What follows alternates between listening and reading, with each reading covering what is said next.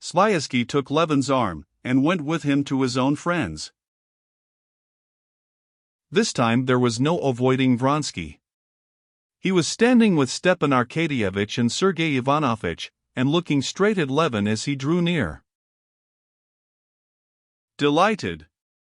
I believe I've had the pleasure of meeting you at Princess Shcherbátsky's, he said, giving Levin his hand. Yes, I quite remember our meeting, said Levin, and blushing crimson, he turned away immediately, and began talking to his brother. With a slight smile Vronsky went on talking to Sviazhsky, obviously without the slightest inclination to enter into conversation with Levin.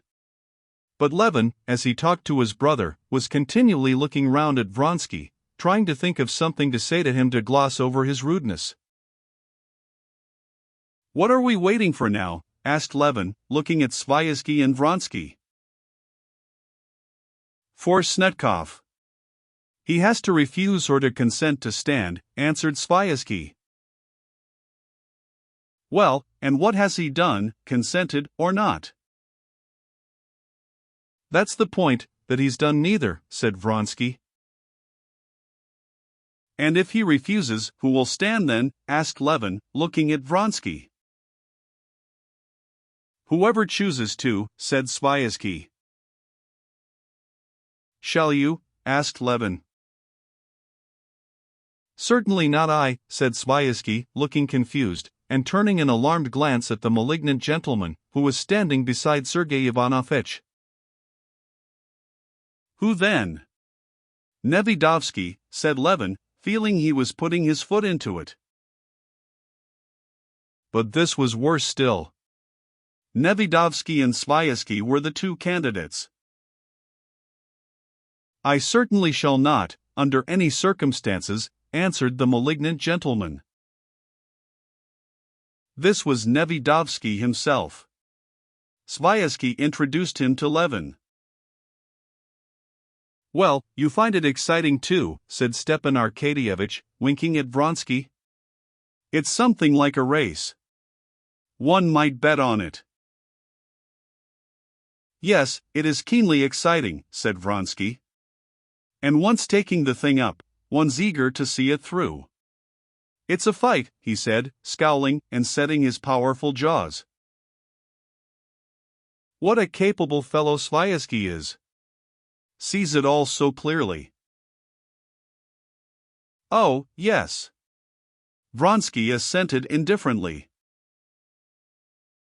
A silence followed, during which Vronsky, since he had to look at something, looked at Levin, at his feet, at his uniform, then at his face, and noticing his gloomy eyes fixed upon him, he said, in order to say something.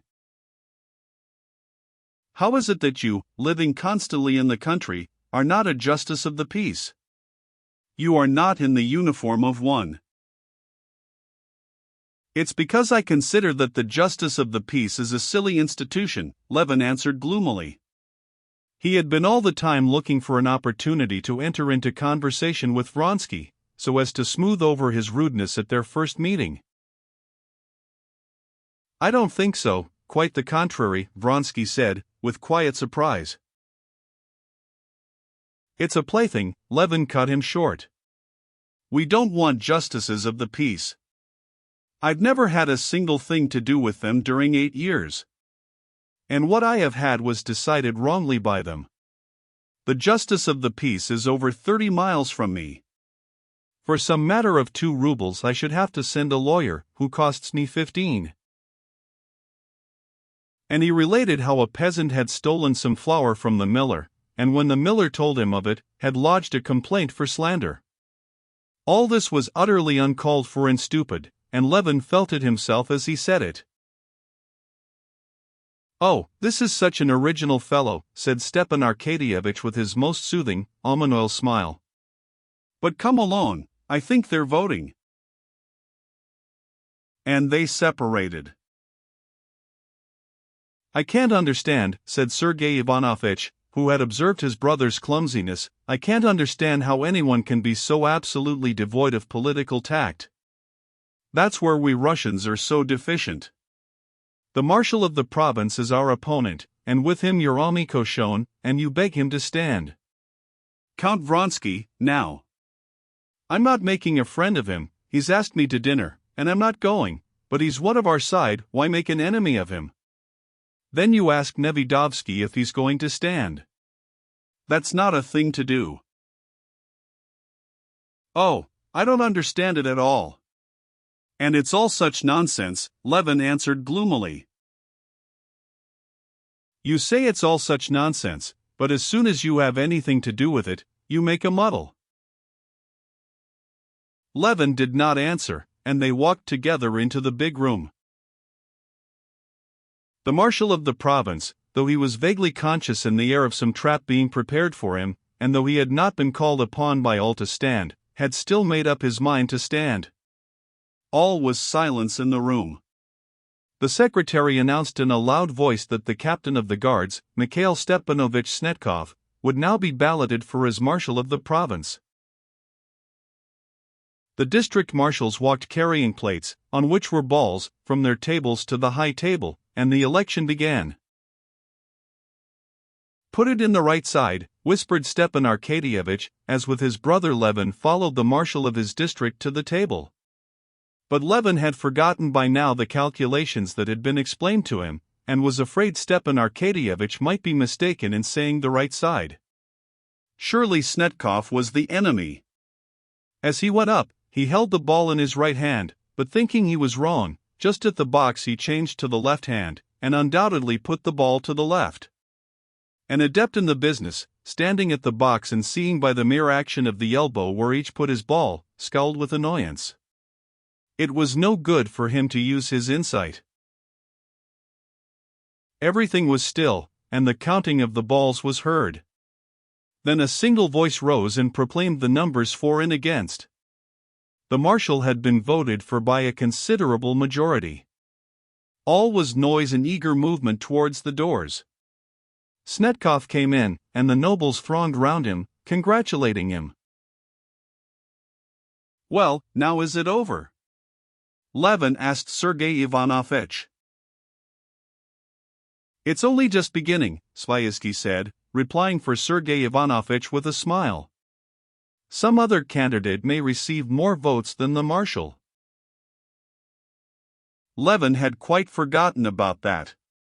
Now he could only remember that there was some sort of trickery in it, but he was too bored to think what it was exactly.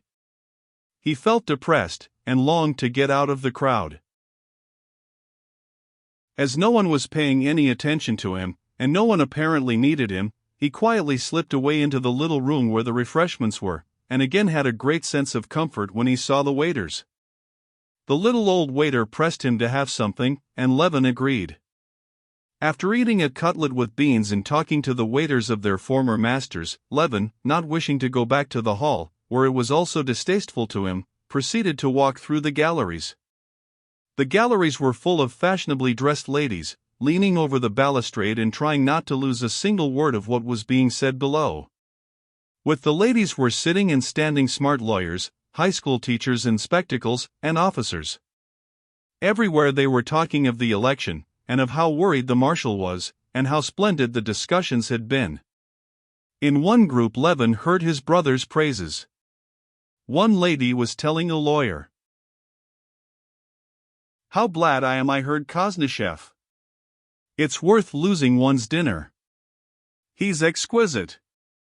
So clear and distinct all of it. There's not one of you in the law courts that speaks like that. The only one is Maydell, and he's not so eloquent by a long way." Finding a free place, Levin leaned over the balustrade and began looking and listening. All the noblemen were sitting railed off behind barriers according to their districts. In the middle of the room stood a man in a uniform, who shouted in a loud, high voice, "As a candidate for the marshalship of the nobility of the province we call upon Staff Captain Yevgeny Ivanovich Aputin." A dead silence followed, and then a weak old voice was heard, declined. "We call upon the Privy Councillor Pyotr Petrovich Bol," the voice began again. Declined, a high boyish voice replied. Again it began, and again declined. And so it went on for about an hour. Levin, with his elbows on the balustrade, looked and listened. At first he wondered and wanted to know what it meant, then feeling sure that he could not make it out he began to be bored. Then recalling all the excitement and vindictiveness he had seen on all the faces, he felt sad. He made up his mind to go, and went downstairs. As he passed through the entry to the galleries he met a dejected high school boy walking up and down with tired-looking eyes. On the stairs he met a couple, a lady running quickly on her high heels and the jaunty deputy prosecutor.